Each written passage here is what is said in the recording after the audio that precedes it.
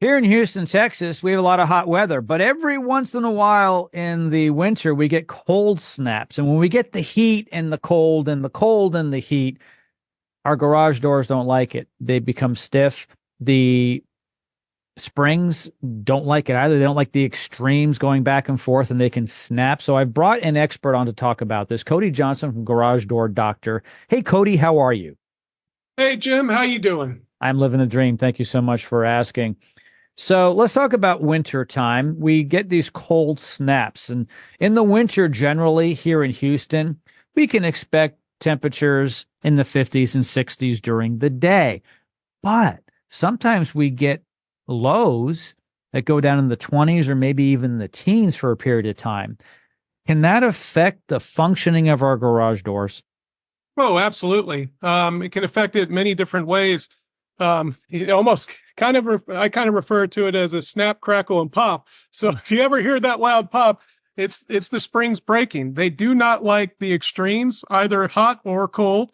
And if your house is somewhere between 3 to 5 years old, or maybe up to 7 or 10, if you hear a loud shotgun noise or a loud pop, but the whole house kind of shakes, you know, run out there and see if the spring is broken. If not, then call the cops. Okay. So, but yeah, the extreme cold, it can break quite a bit of parts on the doors and the openers.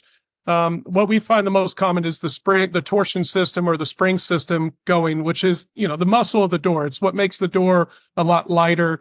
You could have anywhere from 150-pound door to a 900-pound door. If the spring breaks, it's going to be hard to lift, and the opener won't be able to do it. So, kind of think about that.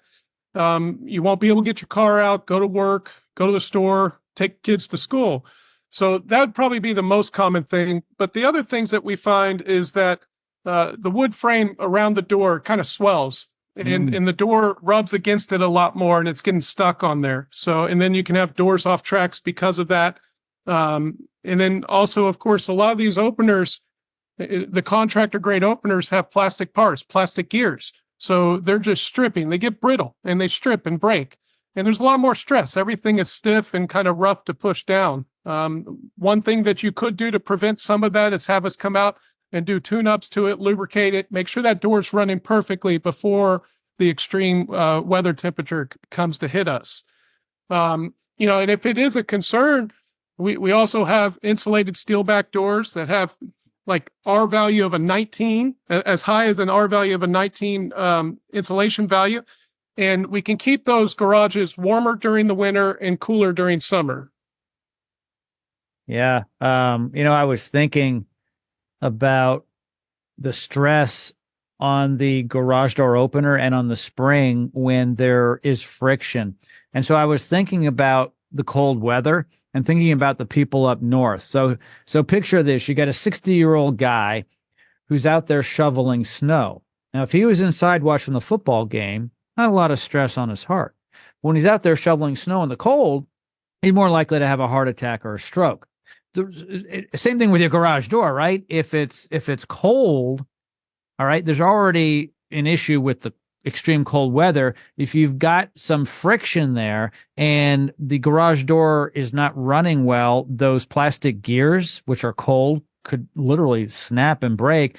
And of course, that coil, which is under tension, that there is designed to really keep the door balanced to go up and down. And it's under pressure, right? That spring.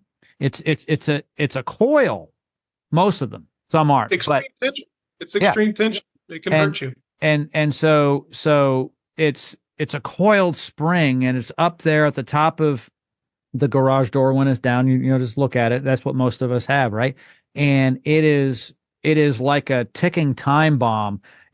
Because when it does break, and it will eventually break, it goes bang, like Cody said. And so in the extreme temperatures, there's more likely to be a problem. So have Cody and his team come out, have them take a look at everything to make sure that everything is running smooth before the cold temps. Absolutely. I couldn't have said it better. All right. Thank you, Cody. Appreciate it. Thank you, Jim.